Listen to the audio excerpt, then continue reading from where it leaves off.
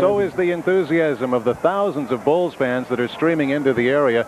The Petrillo Bandshell has about 5,000 seats set aside. Those seats are pretty well filled right now, and Grant Park is beginning to fill up as well. It's quite a day for this Chicago Celebrates the Bulls afternoon. Had to push back the Blues Fest 1 hour to accommodate, and you get a look at the bandshell there, and all decorated very nicely with Bulls banners and everybody wearing red out in the crowd and the skyline back behind. It is beautiful down here today. Yeah, it really is. It's going to be quite a celebration. There is a big day planned by the city, a 45-minute program that will start in about 1 hour, as Steve said. As we take a look at the Grant Park area, the Petrillo Music Show, which will be the scene of all of this activity. They started lining up to get those cherished 5,000 seats early in the morning this morning. The first fans actually got in line in some areas as early as 1 to 2 o'clock. By sunrise, there were hundreds, if not thousands, in line. And about 2 hours ago, when this video was shot, you can see the throng standing by. An enthusiastic crowd, but generally very orderly. Everybody hoping to get in to celebrate the victory of the Bulls. And they're all filing in, and the first guy to bust through.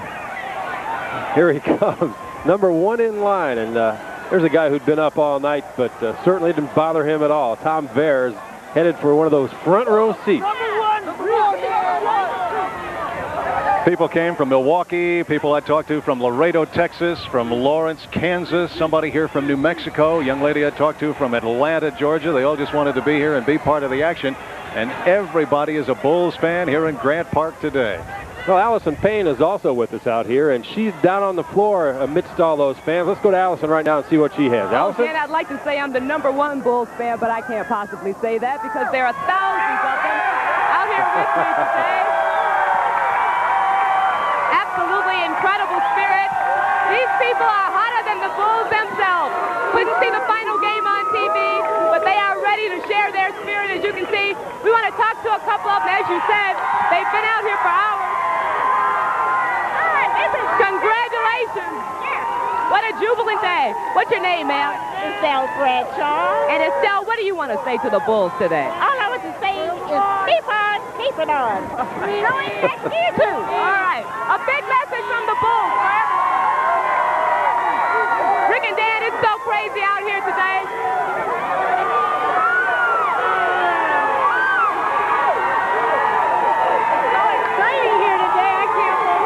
Allison Payne, surrounded by several thousand of her closest friends. Swallowed up in the crowd. It's going to be fun out here today for everybody. I think it's been a very well-mannered group, and everybody excited to see their heroes, and they'll see them in just about an hour. Yeah, we've got a little mini motorcade that'll show up, and the real festivities begin at about 10 minutes to noon. We will come back live with a couple of updates during the course of the news, and then back with live coverage at about 11:45, and plenty of time for you to join us to see that motorcade as the Bulls arrive here in Grant Park. Situation developed here that I think is a little bit ugly. We've had a chain-link fence that had been surrounding the Petrillo Bandshell area come down in the last 30 seconds or so, and a tremendous surge of crowd, people moving forward. As you can see, that fence came down. Our camera person was actually in harm's way at that point. Tremendous amount of enthusiasm turning just a little bit ugly and dangerous with this tremendous surge of people moving forward to see the Bulls, and the Bulls are nowhere close to even being here. You know what, though, Rick? I'd have to say that even though the fence is down, I don't see a lot of people pushing and shoving. They just got a little bit closer, and everything seems to have stabilized here a little bit right now. We do hope that nobody gets hurt, but as with all such things, when you get so many people surging forward, there is a great risk of somebody getting hurt. We surely do not want to see that mar this otherwise grand event on behalf of the Chicago Bulls. Tremendous amount of enthusiasm by mostly a young crowd that I'm seeing, Dan Rowe, not too many oldsters, mostly kids, and they get carried away in their enthusiasm. But this can be a scary bit of business, and the Chicago PD has stepped aside. There is no effort that I can see for them to try to control this crowd. The fence is down, the kids are moving forward, and there is just nothing that anybody is going to be able to do to prevent it. Yeah, once again, there's a look at the fence coming down, but again, yeah, they are surging. People that are moving into the seating area now are just kind of strolling through, and there's not a huge crush or nobody getting knocked over or anything like that. Thousands of people back behind the seating area, and they're all just kind of slowly moving up a little bit closer to get a better view. So right now, at least, I don't see any big problem. Dan, I was going to say, nobody appears to be violent. They just want to get in there to get a closer look. Is that I think you're absolutely right, Steve, and we hope you're right. Yeah, at least as of now, there's no major problem, except to the fence, which will never be the same again. No, it will not. But I do have to say that crowds like this, when they get enthusiastic and they get a little bit out of control, it really makes me nervous. I'm glad that there is no alcohol being sold in the park today. Beer sales later this afternoon, we understand, for the Blues Fest, which will follow immediately, as they say in broadcasting. But crowds like this tend to make me a little bit nervous because there tends to be a lack of control. You're hearing... Rick, let me interrupt. Are police making any effort to try to push them back? I only saw one. No, they are not, Steve, and that is probably a wise move given the fact that they would surely be outnumbered. I mean, that was a sturdy chain link fence and a standard police barricade that was behind it, shoring it up. And that barricade and chain link fence stood no chance against the surge of the crowd. It was just an unstoppable tide of humanity that wanted to get closer than that fence was allowing them to get. I don't want to be a naysayer or a preacher of gloom and doom here, but this has the potential for being a little bit scary. This makes me a little bit nervous to see all of this crowd surging as it has.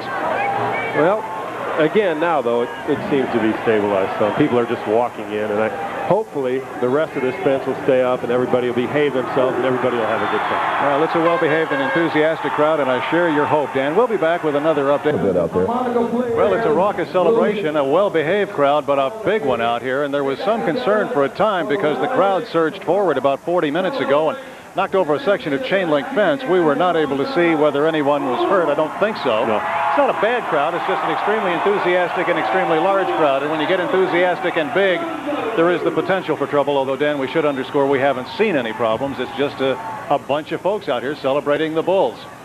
The ceremony and all the festivities just about ready to begin now. Rick, Kathy Osterman's up on the dais introducing the first musical act. And we can take a look at our helicopter shot right now and give you a look at the Bulls motorcade getting ready over there on Columbus Drive. They'll be here before too long, and you're going to hear some kind of screaming when those guys show up. They are a couple of blocks south of us right now on Columbus. It's going to be a mini motorcade. They'll move north on Columbus from Congress to Jackson, where we are, come in the back door to the Petrillo Bandshell, and there will be a number of presentations. Governor Edgar will be there, so will Mayor Daley, among others. Allison Payne is down in the crowd. She has a couple of guests. Allison, what's cooking?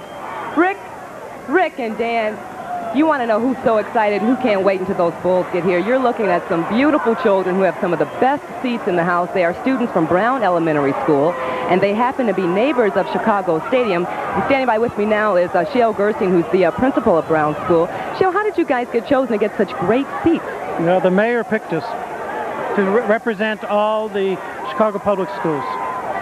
And was there some kind of honor that you guys had for this seating arrangement? I don't know. The mayor came to our school back in January and talked to our fifth graders when they had their culminating activity for DARE.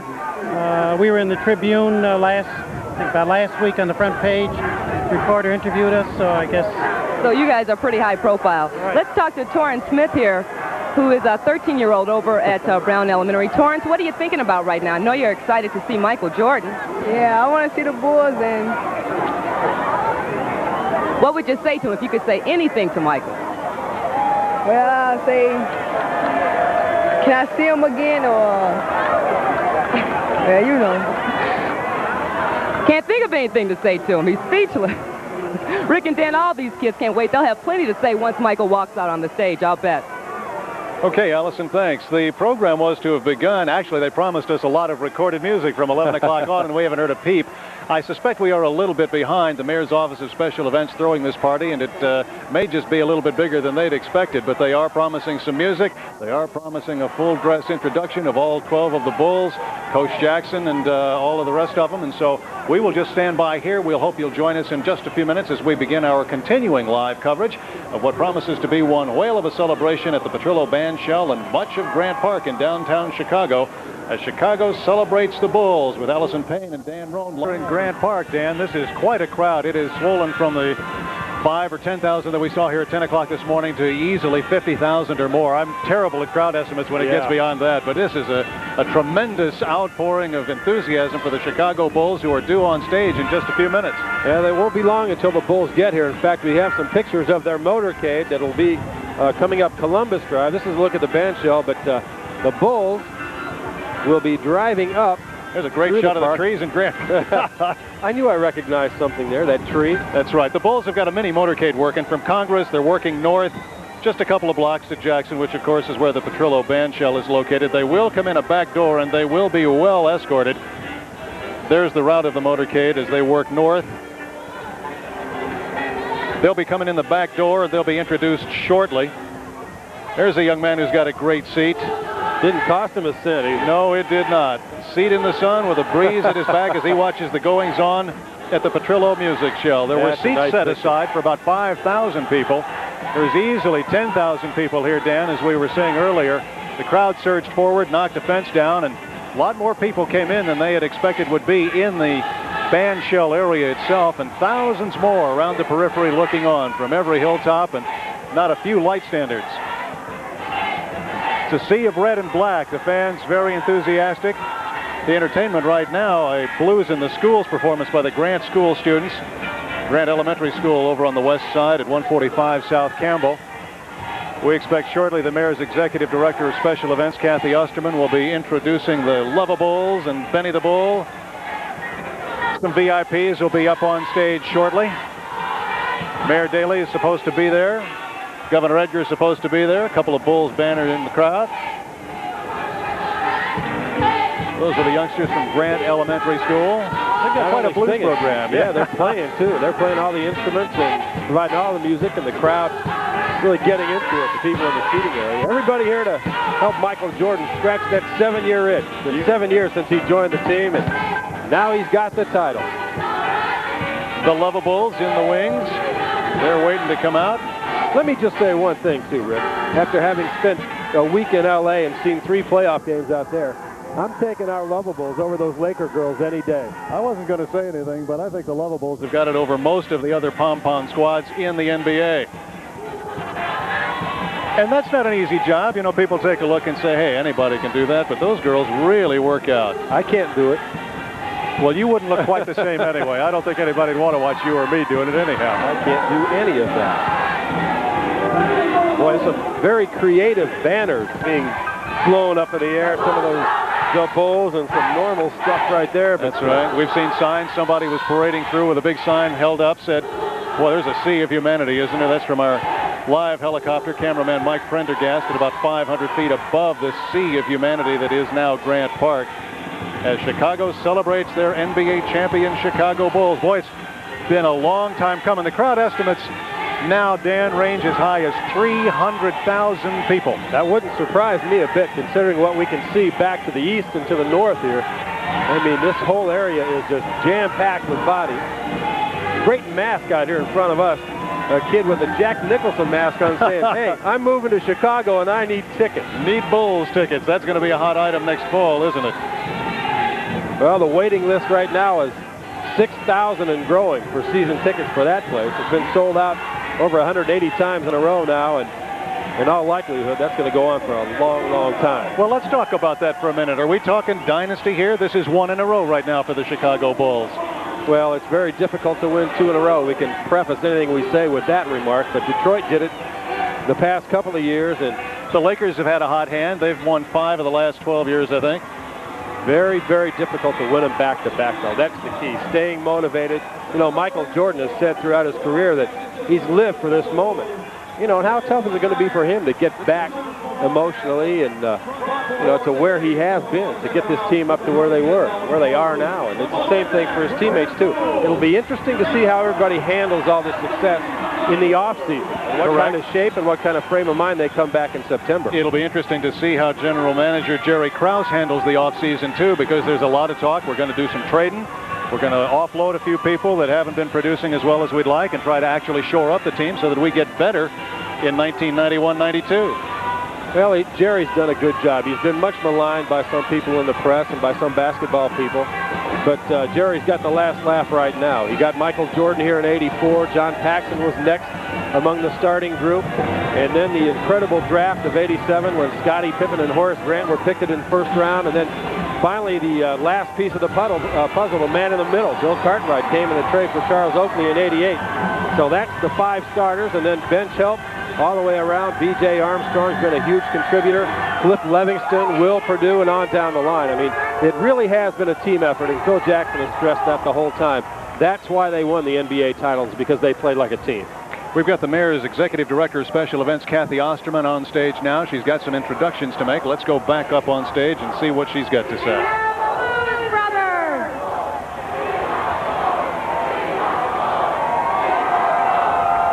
Little more entertainment before we get to the main event. The Bowles brothers. You know, it's nice that they dressed this up and gave it a little bit of a stadium atmosphere with the Lovables and the Bowles brothers. Check them out up on stage.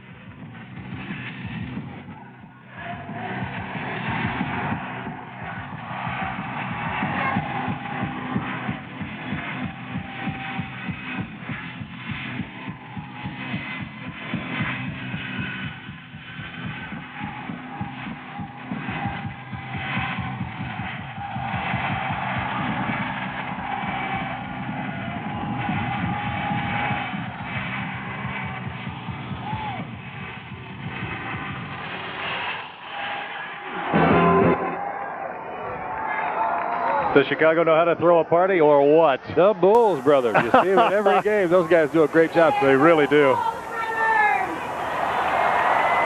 Well, this is just the beginning. Boy, you are going to see pandemonium, or should we say fandemonium, when the Bulls are introduced, and that's coming up in just a couple of minutes. What a moment that'll be. Back outside the Petrillo Bandshell area, here's what's happening. A pretty good crowd greeting and pounding on that Bulls motorcade as they make their way up here.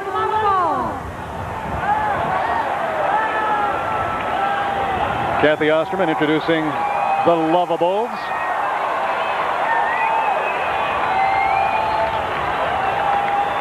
We're going to get some of those stadium tunes here in a second, I think.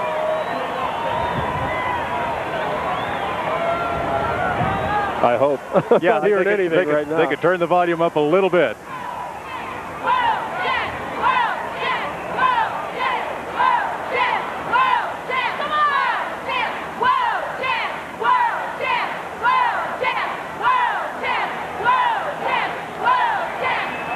Chance is the chant. The crowd a little slow in picking it up because I don't think they're hearing it very well.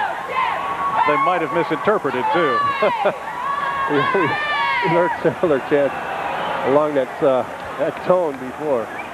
Not too much this season though, with a record of 76-23. 76 wins and 23 losses, and that includes the playoffs, of course. And the Bulls won 15 out of 17, but those 61 regular season wins were a club record, of course. And well, you could go through the numbers for a couple of hours and not hit them all. They have just had a dream season in their 25th anniversary year, the Chicago Bulls franchise.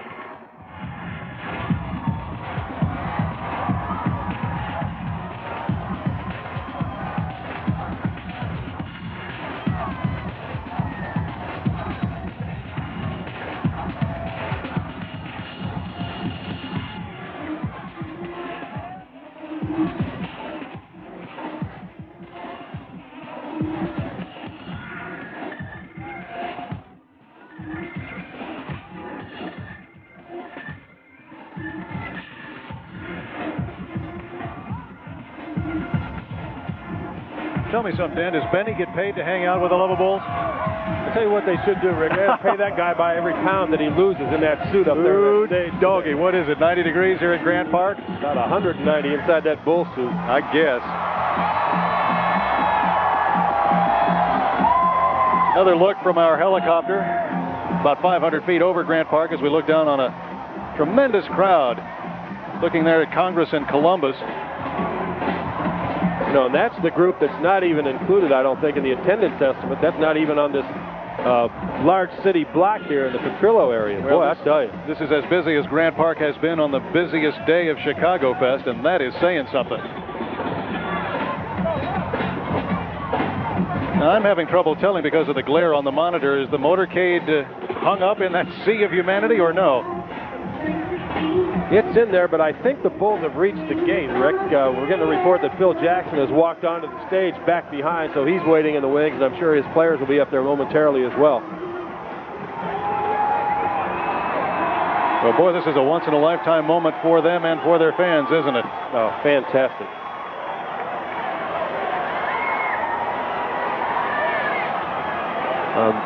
Magnificent look at some of the people that have come out here this afternoon. This is a work day. This is not summer vacation for the Chicago public school system yet. A lot of other schools are still in session. It is the noon hour, but this is after all a work day. All the more reason why it's remarkable that this turnout is as large as it is. Well, our on-stage MC for this afternoon is Johnny Red Kerr, the first coach of the Bulls and one of the most popular local broadcasters of any sports franchise in any city. And here's Big Red. Special national anthem by Chicago's own gospel singer, Calvin Bridges. Would you please rise and join us?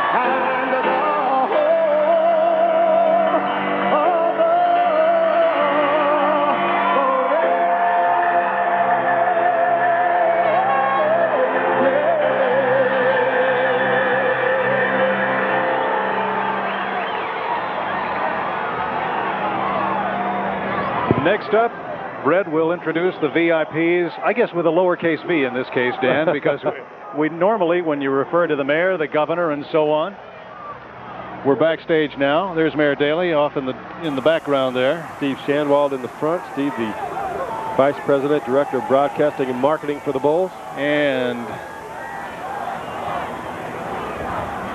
there is the Larry O'Brien trophy that we were looking at. The gold. Yeah, exactly right. Named for the late commissioner of the NBA and one-time chairman of the Democratic National Committee. 25 years in the making, but by George, it was worth it. It was worth it, and it will be worth it for the players. As we said, You know, they talked so much about getting back to Chicago, even in the locker room on Wednesday night after they won it.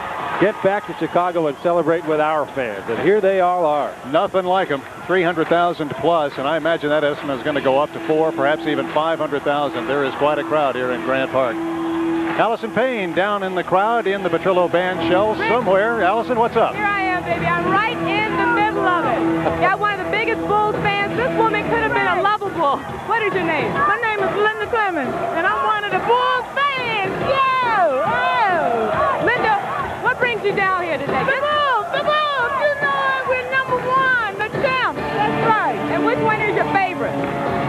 What is his name? Michael Jordan. Second favorite. Pat. And when you see them come out on this stage today, what's going to come out of your mouth? I'm going to scream at the top of my lungs. I know I'm going to have a voice tomorrow, but I will be screaming. All right, thank you, sweetheart. This is where the excitement is. You guys ought to be right down here. Ricky Dan. Okay, Al, thanks. One thing that may make a difference, Al, is that we have a little bit better view of the goings-on up here. But my goodness, it's an enthusiastic crowd, and wait till they introduce the Bulls. Hey, why don't we tune into this? This is our song from the stadium, Rock and Roll Part 2, Gary Glitter. They love it out here.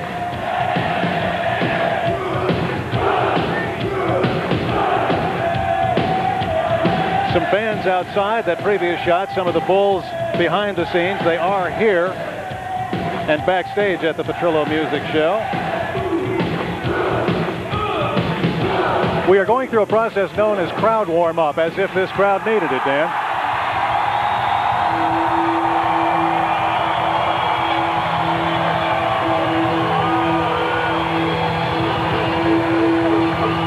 You know, this really is a people story, too. We're seeing some shots of some of the Bulls fans. They're the sixth man on the court, and they really did make a difference during the season.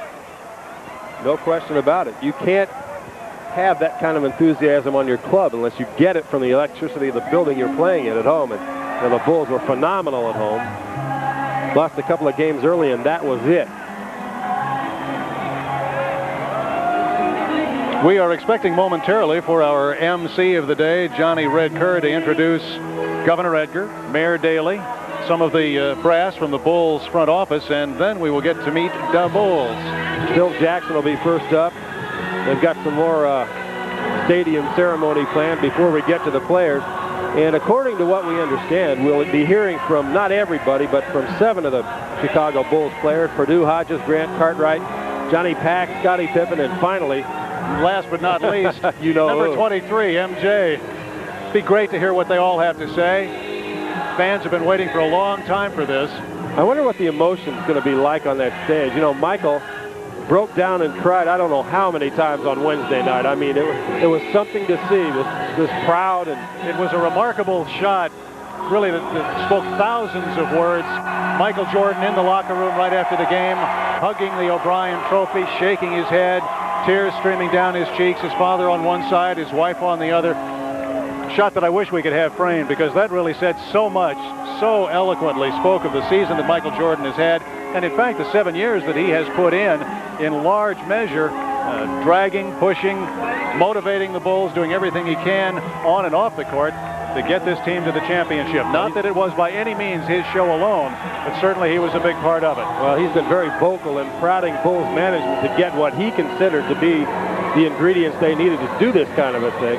And Michael, in fact, had been very upset with some of the things that happened this year and not getting players that he thought they should get. And lo and behold, Michael has said, I'll eat those words and eat them gladly right now, because we've got everything we need to win it all, and they have. And what an illustrious career he has had. Just some of the highlights see on your screen there. And another highlight, he is going to be the only sports figure in history to be on 3 consecutive covers of Sports Illustrated. Now, I don't know where that ranks with Michael and other sports enthusiasts. Well, they might have to credit him with 2.5. He was on 2 weeks ago, and then he and Magic were on together. He shared, but it counts. You know, you could fill up the screen listing his achievements of this year. He was a first-team guard on the Eastern Conference All-Star team, as per usual. He's the NBA's most valuable player during the regular season. All-defensive team again. All-interview team. Right. The unanimous MVP of the playoffs. Right. And he's got that ring on the way. Scoring champ. Just an incredible player. You may never see another one like him. In fact, you probably won't. You know, the thing is, he is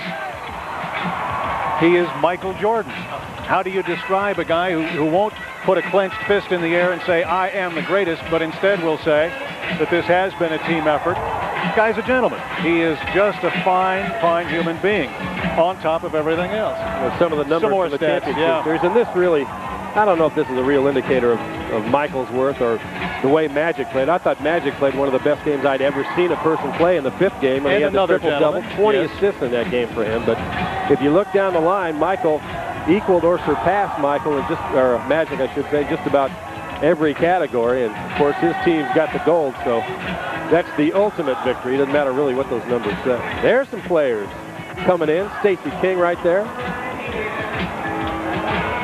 Boy, wait till they walk out. They're not going to believe what they're going to see.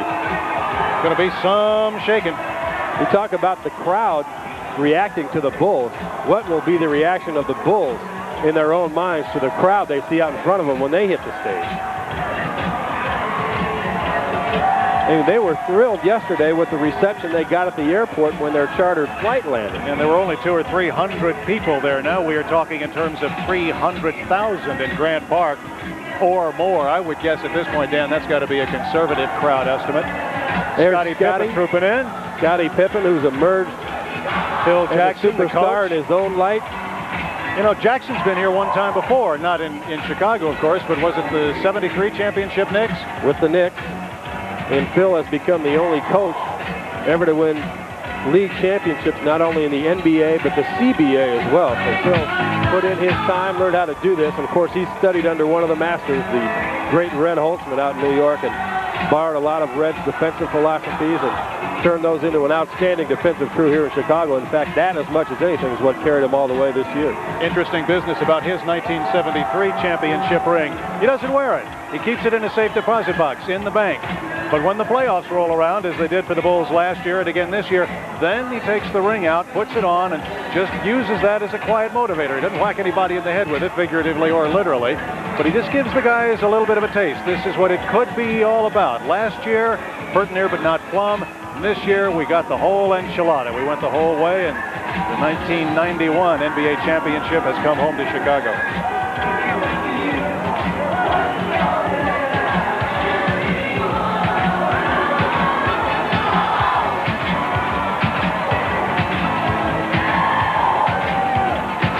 The crowd is growing bigger by the second. It seems to be, yeah. One wonders why the holdup. We're not waiting for the last person to come in, are we? I don't think so. And you're right, they don't really need a warm-up. A nice roadkill sign out in front of us.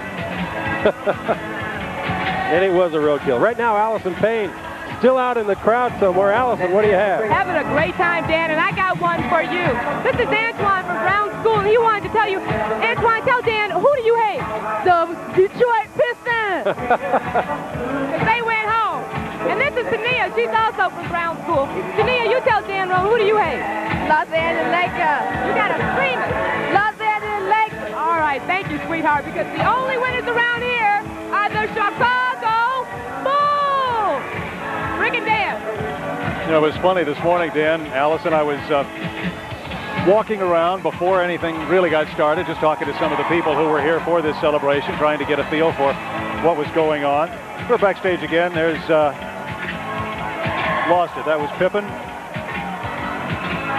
talking to one of the some of the fans that were here, and everybody was a Chicago Bulls fan. I was asking around people from Atlanta, Laredo, Texas. Man, oh man, look at that crowd. Well, the whole city block is just about packed in now, and I mean, that is really growing, Rick. It wasn't nearly that big even 20 minutes ago. I think the police department was surprised, Dan.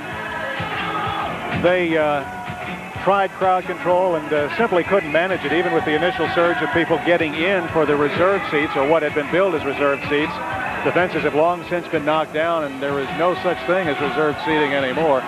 But I don't think the police really had a handle on it. Fortunately, it's not been an ugly situation, just a crowded situation. But once the crowd surged into the Petrillo band shell area proper, the paved area that is part of the band shell, they brought in a half a dozen mounted police officers and moved them down to the front of the crowd just in case there might be another surge toward the Bulls when they're introduced. But I wasn't in Chicago the night of the clincher. Of course, I was out with a club in L.A., but I was almost sorry I wasn't here just for the fact that I missed what happened in the streets of Chicago that night. I know there were some ugly incidents in some sections of town, but I guess there were a few. For the most part, it was pretty good-natured celebration and a lot of people out on Wednesday night, too. It tends to be good-natured. We get enthusiastic here at Chicago, and that enthusiasm occasionally gets out of control, and a Metra train station on the south side gets burned down, and it's a $200,000 loss to Metra. So, yeah, it does get to be a little bit enthusiastic, and once in a while, that's Bill Cartwright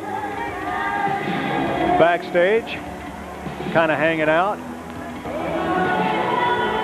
I'll tell you, I think Bill appreciates this as much as anybody, Rick. He's had some trouble with injuries during his career, was playing on a Knicks team that really didn't appear to be going anywhere, and got new life in the trade that sent him to Chicago for Charles Oakley and a couple of other considerations. And Bill had a couple of injury-plagued years here, actually. Didn't really get off until this year when he had his knees repaired in the offseason and came back limber and loose and ready to play. And, you know, a lot of people say he doesn't do much, but I'll tell you one thing. He bumps, he scores when he gets the ball down low, and he's really contributed to this team. An incredibly physical game, and it hasn't always been that way. B.J. Armstrong, what a lift off the bench he's been for most of the season. Another young player coming into his own in this league. Were we lucky this year, Dan, in a sense that the Bulls avoided the injuries that could really have put a damper on the season and cost them the championship? That's definitely right, and you know, some of that credit goes to the training staff. We have a new trainer this year. Just going to ask whether it was luck or maybe it was the training. Dr. John Heffern and Chip did a great job in helping these guys to keep healthy. You know, it's a preventive type thing. It's not all treating injuries after they occurred. Well, the question of conditioning came up a number of times during the playoffs, where it looked at, especially after the first game, that the Bulls were really running the legs off the Lakers. You don't want to forget Al Vermeil and his weight staff out at the multiplex either. They've done a tremendous job. In the finals, the numbers, tremendous field goal shooting. Free throw shooting good, assists. I mean, they just rewrote the record book. So did a lot the of chapters of it. Well, the Lakers scored the fewest points for a 5-game series in the playoff finals. I think that one went into the record books, too. Something like 450, what was it, 458 total points for that 5-game series. Well, they had only 82 in the fourth game. They only shot 35 or 36%. That's a testament to the Bulls defense right there, to hold a team like L.A. with Magic Johnson's assist ability and scoring ability and some other great players on that club as well. To keep them to 82 over a 48-minute game is a phenomenal task for any team. We are standing around waiting, as are all of you who are watching us, and about 500,000 people here in Grant Park who are waiting for the announcements, the introductions of the Bulls front office, Mayor Daley, Governor Edgar, and the Bulls themselves. While we're waiting for that, why don't you stay tuned? We'll be right here. We'll take a break and be right back with Chicago Celebrates the Bulls after this.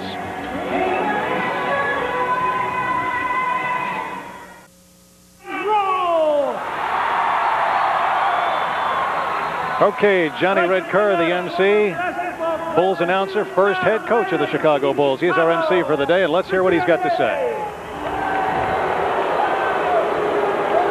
Followed by representing the state of Illinois, Governor James Edgar.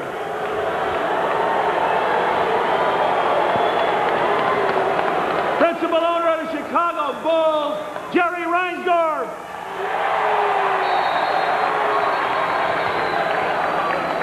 Vice President, Director of Operations, basketball portion, Jerry Krause.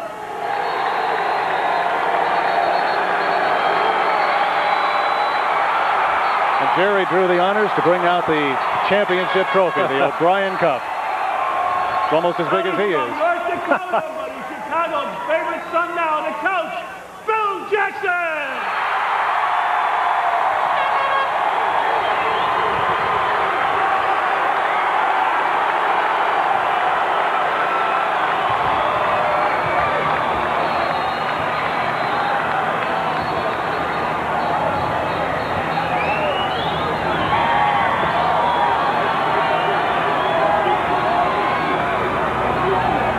Brief remarks from a couple of the VIPs. We'll see the Bulls in just a minute. Here they come. Ladies and gentlemen, your Chicago Bulls. Where's Ray Clay when we need him?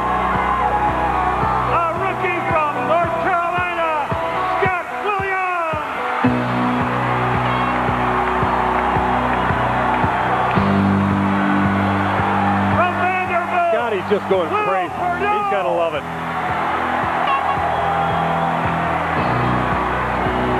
Of Ohio State, Dennis Hobson. From Wichita State, Cliff Livingston.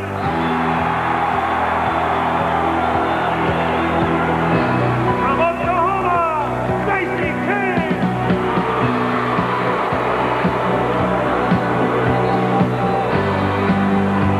From the Chicago area, Long Beach State, Greg Hodges. I tell you, I wish you could all be here to see the arms go up when these guys are introduced. This is From Iowa, B.J. Armstrong. They love that little guy. Their starting lineup from Clemson, Horace Grant. Fans might rename this park for him. A man in the middle, Bill Cartwright.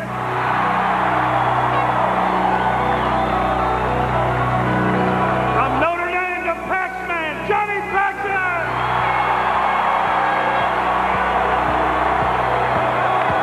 From Central Arkansas, Scottie Pippen. All right, fasten your seatbelts. Look out now. And from North Carolina, the MVP, Michael Jordan.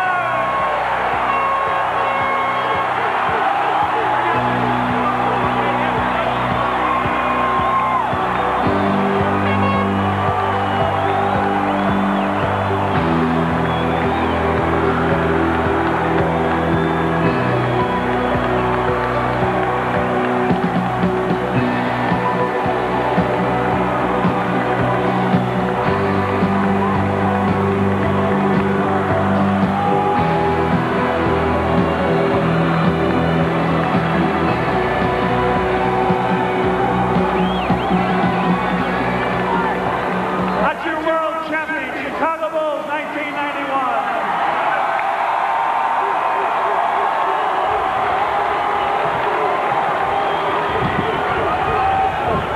For a special proclamation from the city, Mayor Daley. Thank you very much, Scotty Kerr. On behalf of the people of the city of Chicago, we are proclaiming June 14th to be Chicago Bulls Day and proudly salute our very own NBA world champions. I'd like to present this to the coach, Phil Jackson, and say to you, to Phil Jackson, the assistant coaches, the entire team, and especially their families, you represent the best on and off the court. Thank you, Mayor, on behalf of the team and this organization. The fact that it's Flag Day, we accept.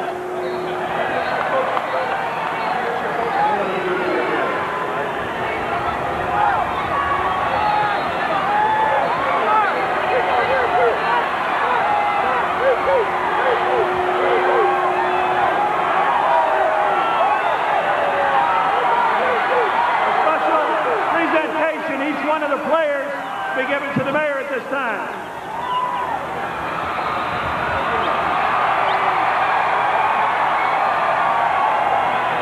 These are the banners that you see up and down Michigan Avenue celebrating the 1991 NBA championship. The city banners that are downtown and along Michigan Avenue, and each of the 12 players is being presented with a banner. Just a token of the city's esteem. I'll tell you, those will be treasured by all those players and coaches. They're beautiful things. You can see them up and down Michigan Avenue, I think, and a couple of other places out on the west side near the stadium as well. That'll be great mementos of this year. Correct, and the city auctions those next winter, I believe. Little extra way of raising funds. And I imagine those will be going for a premium when the city auctions those. There are many others, of course, that are still on light standards up and down Michigan Avenue and Madison Street. And when they auction those off, they'll go for a pretty penny. This victory was not only savored by everybody in the city of Chicago, but everybody in this great state of Illinois. Representing them are Governor Jim Edgar. Jim Edgar, please. Thank you very much. It's indeed my pleasure on behalf of the 11.5 million people of the state of Illinois, to express our appreciation to the Chicago Bulls. And today, I'd ask Coach Jackson if he'd stand forward to present a proclamation that we're proclaiming June 14th, 1991 as World Champion Chicago Bull Days in the state of Illinois. Thank you, Governor. It's our proud honor to accept this organization. Thank you very much. Thank you. Let me bring up two guys, the odd couple, but they worked hand in hand. One a big man, one a little man. General Manager Jerry Krause and Coach Phil Jackson.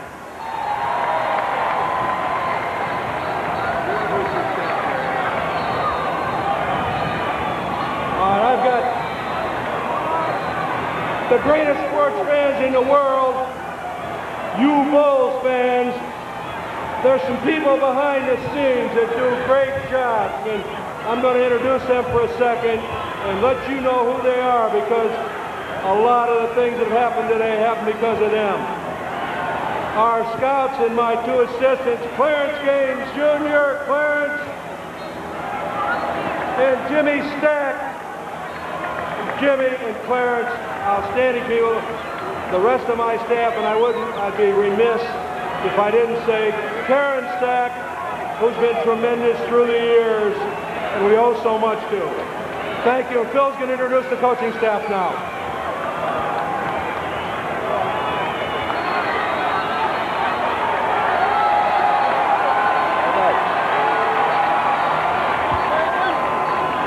I know there's lots of people to introduce here, but I must introduce my coaching staff, starting with our trainer, Chip Schaefer.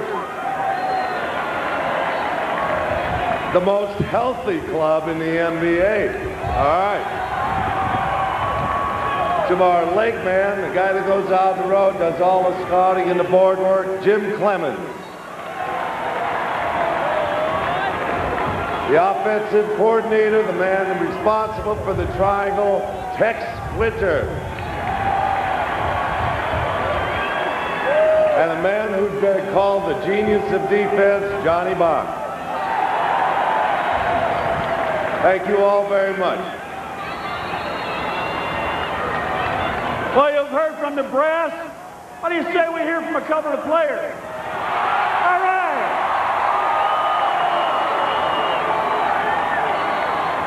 Going to bring up a 3-year veteran from Vanderbilt, Will Perdue. Will.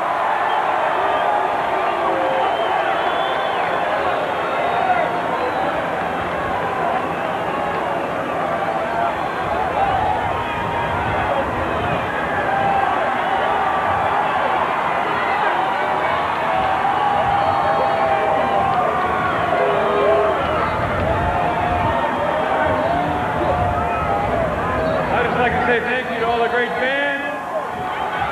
You guys did a very good job today.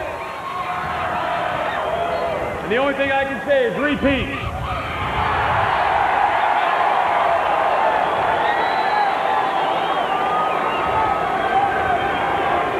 There's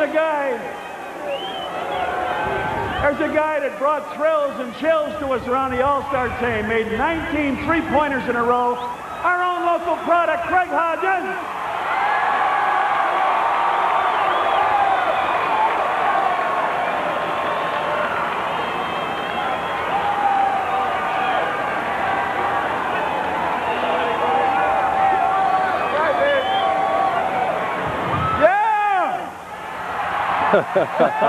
I guess so. Hey, this tastes so nice. We got to do it twice. All right, Craig. He's been working on that for a couple of days, Rick. I think it works for everybody here.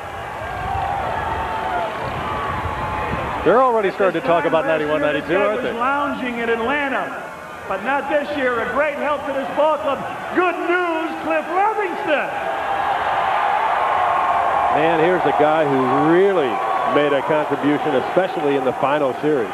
Be interesting to see what they do with his contract. I just want to say you guys are the greatest fans I've ever played for. Without you guys, I don't think we would have won a championship. And I just got one more thing to say. What time is it? That was Cliff's trademark phrase before every game. He'd get the guys around him. What time is it? Game time, they'd say.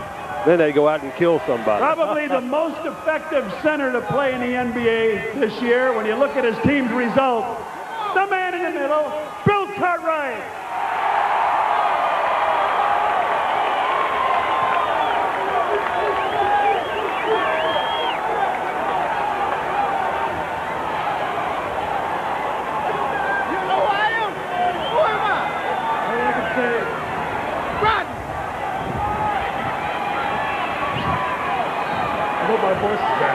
All I can say, there you go. About 12 years of NBA basketball, 9 years of frustration, 3 years of inspiration, repeat.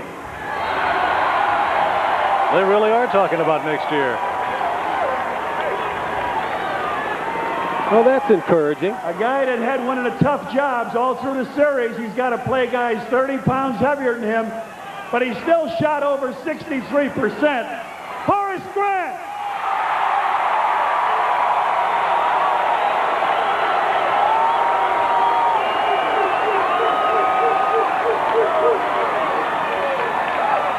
Always smiling, Horace. He's got a lot to smile about today. Blowing kisses to the hundreds of thousands of fans here.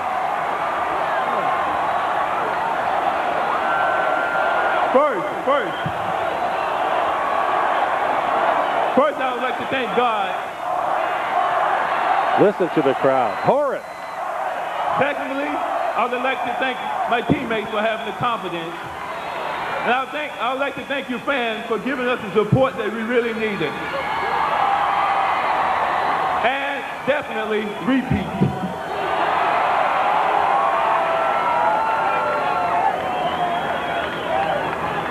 For 2 years, Notre Dame fans haven't been too proud of their alumni. But this year they're proud again of the World Championship. Johnny Paxson. Johnny Paxson, talking about contracts, Rick. Yeah. Here's a guy whose numbers went up like a cash register every time he hit one of those 5 shots he hit in a row in the 4th quarter of the final game. He's unrestricted now, isn't he? I can't Not for long. my voice.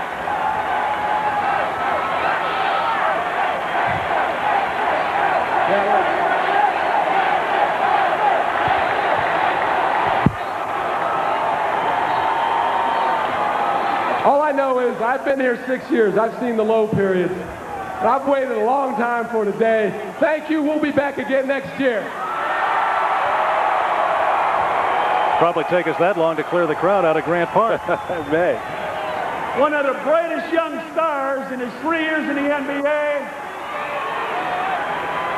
He's from Central Arkansas, but his heart is with us. Scottie Pippen.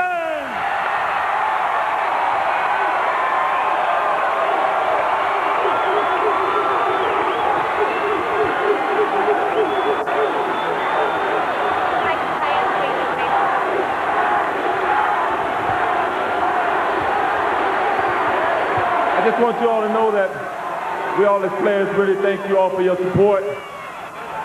And this has been a great season for me because my teammates stood by me.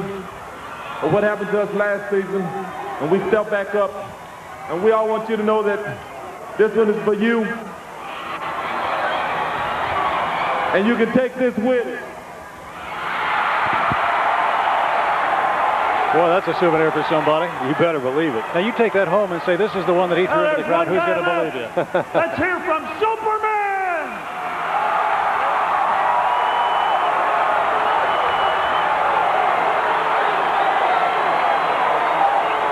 Now, I'd say that he was getting a standing ovation, but then nobody's been seated throughout this whole event. The money man. What an athlete and what a human being, huh? Crowd chanting MVP. First of all, I'd like to say it's been 7 years.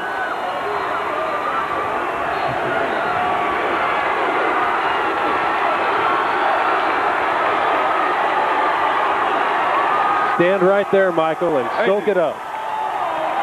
It's been 7 years since I came to this city in 1984. When I first came here, we started from the bottom, and we had to work our way up to the top. Right now, to this day, we are on top. I'd like to give thanks to the fans in Chicago. I'd like to give thanks to my 11 other teammates, to the coaching staff, to the whole Chicago organization, and to my family. We did it. It's been a long struggle, but we're going to be back here next year for another long struggle.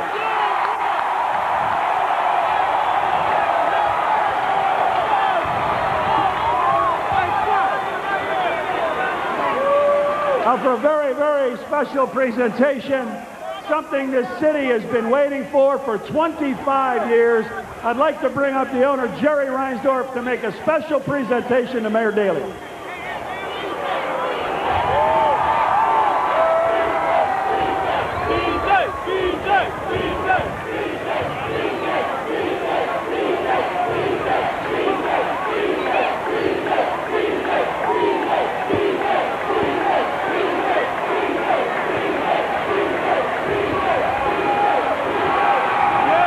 That's what it's been all about. The O'Brien Trophy. You want BJ? You got him. We forgot BJ. BJ Armstrong's got something to say. I just want to know one thing. How good does it feel, Chicago? Does it still feel good up here? I just want to say thanks to all my teammates, all the coaching staff, the organization here, and I'm just very proud to be a part of this situation and what's going on here and enjoy it. In Chicago, we're looking forward to bigger and better things, and hopefully we'll be back here next year celebrating and partying. Hey, I love you guys. Guys, take care now.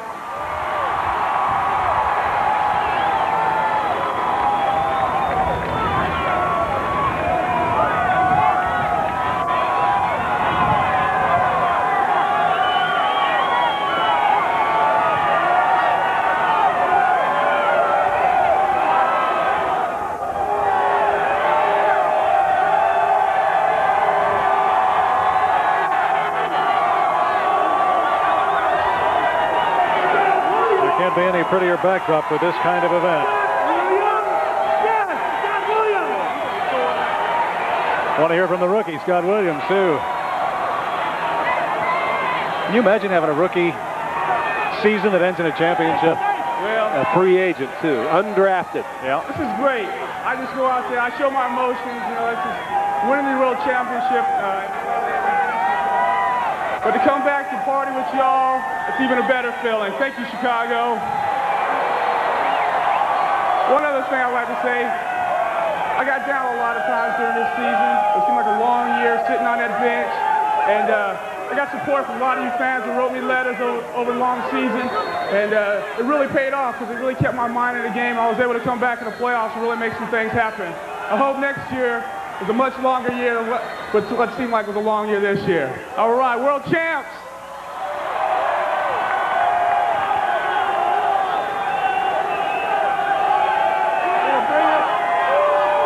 We want to bring up Stacey King. Stacey!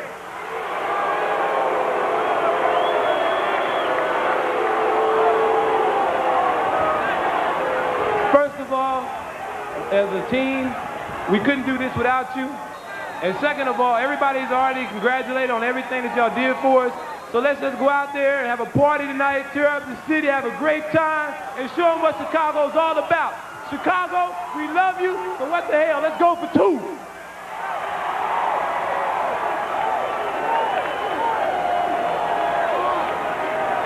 Dennis Hobson! Dennis Hobson! Yes!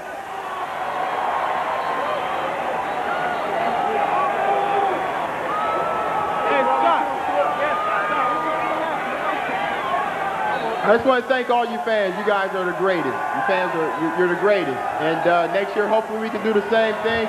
And we need you behind us 100%. Go Bulls.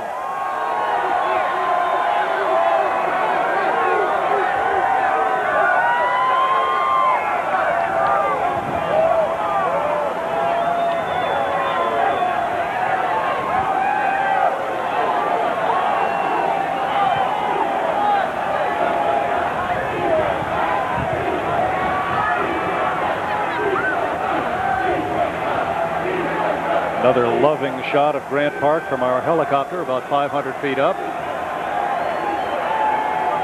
The official crowd estimate, at least the last one we received, was in the neighborhood of 300,000 people. But again, Dan Rowan, I have to figure it's more than that. Here's Detroit.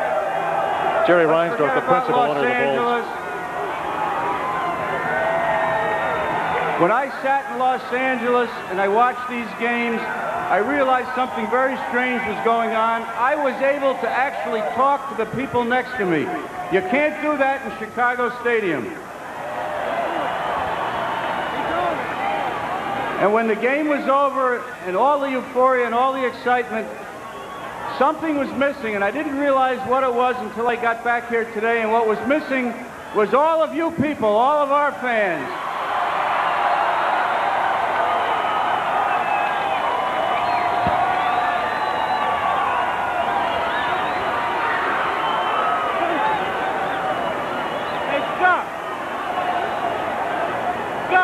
I'm not going to throw the trophy. A good idea. Good plan.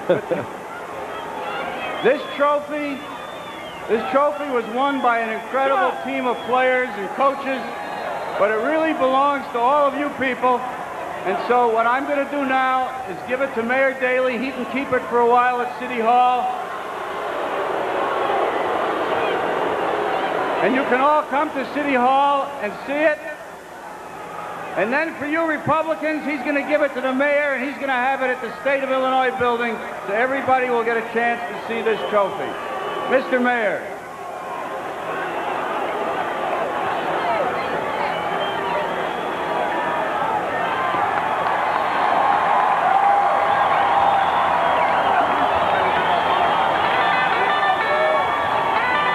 Jordan had said the night that they won the championship that he was going to sleep with it. You suppose he really did? I wouldn't be a bit surprised.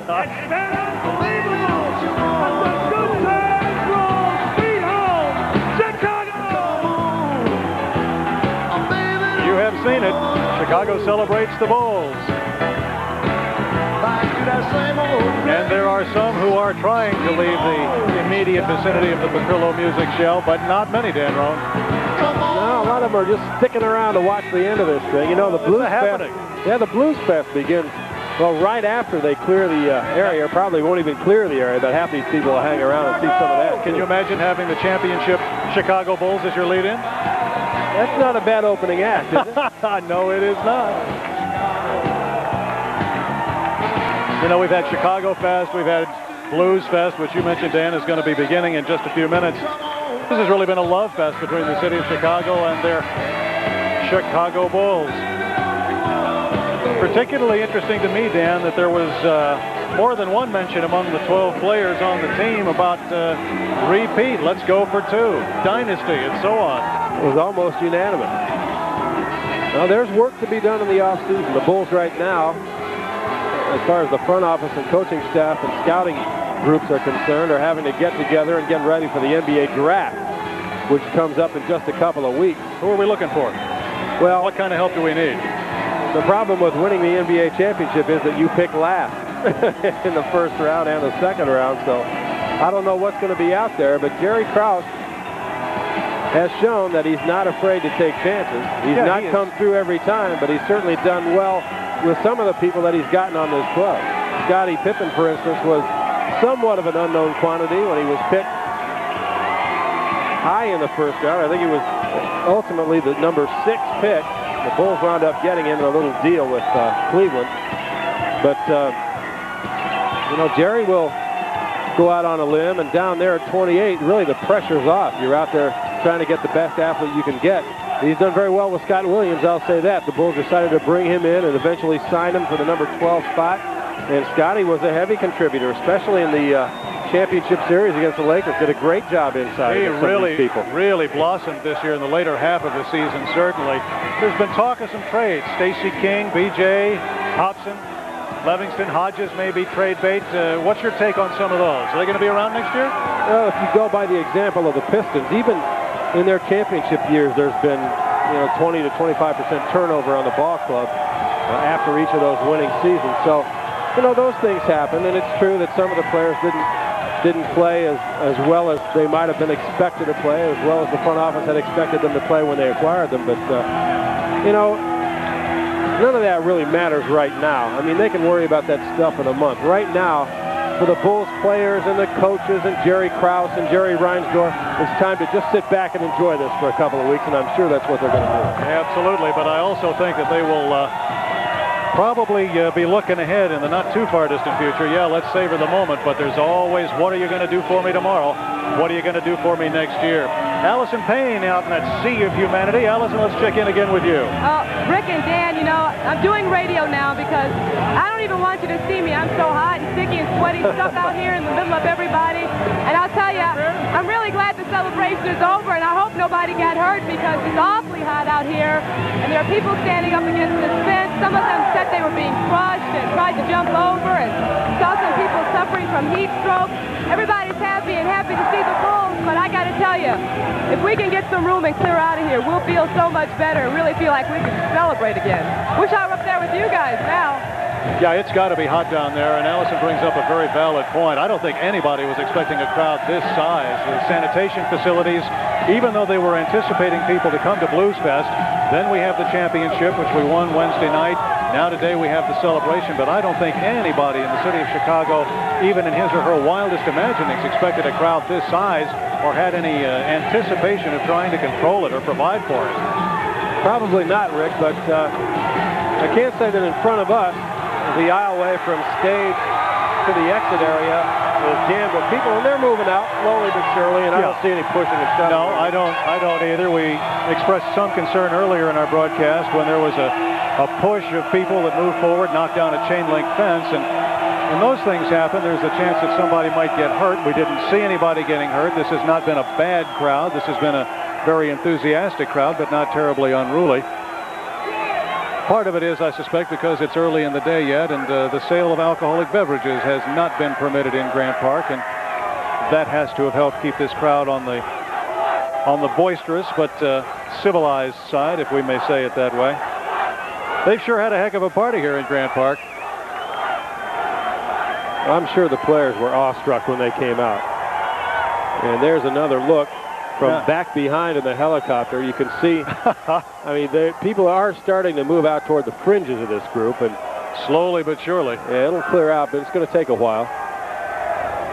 You know, a lot of people probably aren't in a big hurry to leave anyway. I'd like to sit here and, as we talked about the players savoring some moments, they wouldn't mind staying around here and savoring this for a few more minutes. Certainly not, having been a part of a little piece of history today.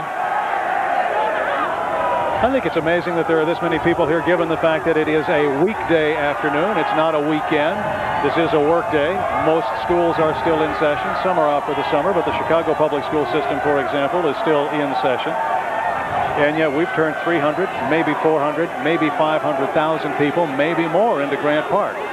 Well, if it wasn't a weekend day before now, it's a weekend day now. I can't see too many of these people heading back to work after. Nuts. We'll have more of Chicago